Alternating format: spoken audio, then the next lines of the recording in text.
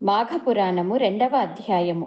దిలీప మహారాజు ఇంకా ఉత్సుకతో వశిష్ఠ మహర్షులని ఇంకా మాఘమాస మహత్యము గురించి వివరించవలని ప్రార్థించగా వశిష్ఠుల వారు ఇలా చెప్పసాగిరి. ఇది పార్వతీదేవికి పరమేశ్వరుడు చెప్పియున్నారు. పార్వతీదేవి పరమేశ్వరునితో, స్వామి, మీ వలన అనేక పుణ్య విషయములను తెలుసుకొంటిని, కాని ప్రయాగ క్షేత్ర మహత్యమును మాఘమాస మహత్యమును ఇంకా వినవలని కోరుకొనుచున్నాను. మీరు ఈ క్షేత్ర మహిమను ఇంకా వివరించమని ప్రార్థించగా పరమేశ్వరుడు మందహాసముతో పార్వతీదేవికి ఇలా చెప్పుచున్నారు. దేవి, నీ ఇష్టమును తప్పక తీర్చెదను, శ్రద్ధగా వినుము అని ఇలా చెప్పసాగిరి. సూర్యుడు మకర రాశి యందు ఉండగా మాఘమాసమందు ప్రాతకాలమున ఏ మనుజుడు నదిలో స్నానము చేయునో అతడి సకల పాతకముల నుండి విముక్తుడు అగుటయే కాక జన్మాంతరమందు మోక్షమును పొందెను.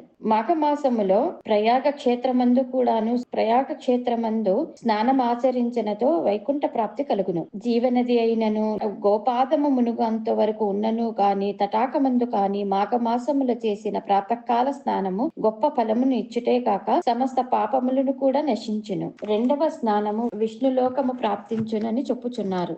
3వ నాటి స్నానము విష్ణు సందర్శనం కలుగునని చెప్పుచున్నారు. మాఘమాసమందు ప్రయాగ క్షేత్రమందు గల గంగా నదిలో స్నానమాచరించిన ఎడల ఆ మన జన్మ అనునది నశించునని చెప్పుచున్నారు. మాఘమాస స్నాన ఫలం అంతా ఇంతని చెప్పజాలము. మాఘమాసమందు భాస్కరుడు మకర రాశి యందుండగా ప్రాతకాలమునే మాఘ స్నానం ఆచరించి సూర్య భగవానునికి నమస్కరించి తనకు తోచిన చాతనైన దాన ధర్మములు చేసి శివాలయమునకు కాని విష్ణు ఆలయమును కాని భగవన్ దర్శనము చేసుకుని దీపమును వెలిగించి భక్తి శ్రద్ధలతో అర్చన చేసిన మానవునకు వచ్చు పుణ్యఫలము అంతా ఇంత కాదు. ఏ మానవుడైనను తన శరీరములో శక్తి లేక నడవలేనటువంటి వాడు గోపాదమునుగునంత నీరున్న సెలియేటి అన్నైనను కాని స్నానమాచరించి శ్రీహరి దర్శనం చేసినచో అతడెట్టి కష్టములు అనుభవించుచున్నారో ఆ కష్టములు మేఘముల వలె విడిపోయి విముక్తుడగును. ఎవరైనను తెలిసిన గాని తెలియక గాని మాఘమాసములో సూర్యుడు మకర రాశి యందుండగా చేయు స్నానం లభించు ఫలము అంతా ఇంత కాదు. సాయంకాల సమయమున కూడా శ్రీమన్నారాయణ కాని శ్రీ పరమేశ్వరుని కాని దర్శించి మాఘపురాణమును చదివినను విన్నను దేవస్థానముల దీపము వెలిగించినను ప్రసాదము స్వీకరించిన ఎడల తప్పక విష్ణులోక ప్రాప్తి కలుగుతాక ఒక్క పురుషులే కాదు స్త్రీలు కూడా ఆచరించవచ్చును. ప్రతి ఒక్కరూ ఈ మాఘ స్నానమును ఆచరించవచ్చును. మానవుడు జన్మమెత్తిన తరువాత మరల ఘోర పాపములు చేసి మరణానంతరము రౌరవాది నరక బాధలు అనుభవించుట కంటే తను బ్రతికున్నంత కాలము మాఘమాస నదీ స్నానము చేసి దాన ధర్మాది పుణ్యములను ఆచరించుట వైకుంఠ ప్రాప్తి నొందుట శ్రేయస్కరము. ఇదే మానవుని మోక్షము పొందుటకు మార్గము. ఓ పార్వతి, ఏ మానవుడు మాఘమాసమును తృణీకరించునో అట్టువాడు అనుభవించు నరక బాధల గురించి వివరించెదను. సావధానముగా ఆలకింపుము. తృణీకరించిన మనుజుడు మరణానంతరము సమస్త నరక బాధలను అనుభవించుచు కుంభీనసమను నరకమును పడద్రోయబడును, అగ్నిలో కాల్చబడును, రంపముల చేత ఖడ్గముల చేత నరకబడును, సలసల కాకు తైలములో పడవేయబడును, యమకింకరులచే పీడించబడును.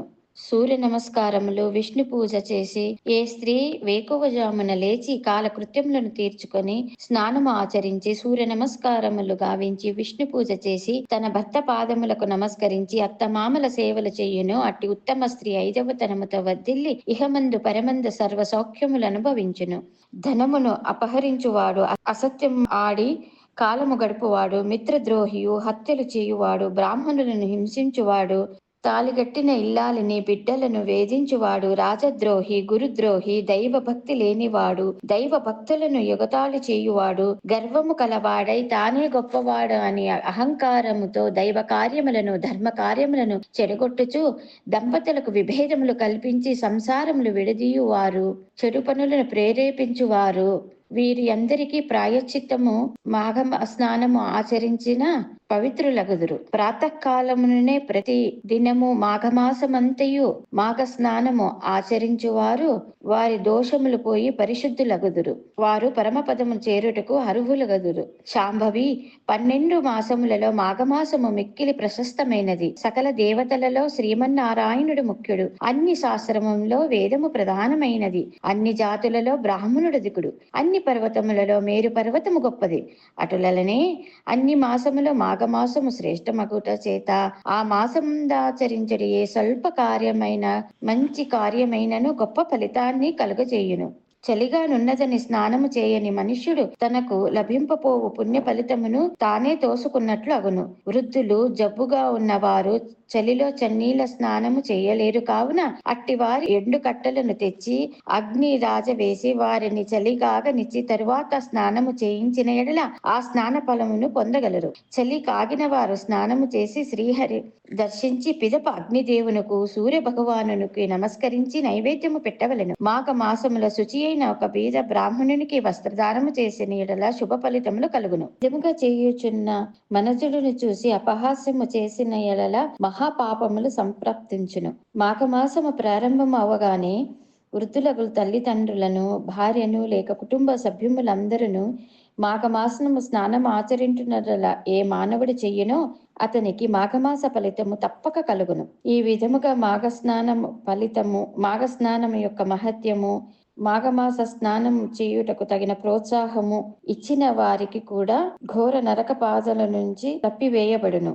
నడుచుటకు కూడా ఓపిక లేని వారు మాఘమాసము మందు పరిశుభ్రులై తలపై నీళ్లు చల్లుకొని సూర్య నమస్కారములు చేసి మాఘపురాణమును చదువుట కాని వినుట కాని చేసిన ఎడల జన్మాంతరమున విష్ణు సాన్నిధ్యమును పొందుదును. మాఘమాసము వలన కలుగు ఫలితము ఎటువంటిదని 100 అశ్వమేధ యాగములు చేసి బ్రాహ్మణులకు ఎక్కువ దక్షిణ ఇచ్చిన ఎంతటి పుణ్యము కలుగునో మాఘ స్నానము చేసినా కూడా అంతే పుణ్య ఫలము కలుగును. బ్రాహ్మణ హత్య, పితృహత్యాది మహాపాతకములు నరకము నుండి విముక్తి అగును. కనుక పార్వతి, మాఘమాస స్నానము వలన ఎట్టి ఫలితములు కలుగునో వివరించి తిని కదా, నే చెప్పిన రీతి ఆచరించుట వలన ఇది అందరికీ శుభప్రదము అగును.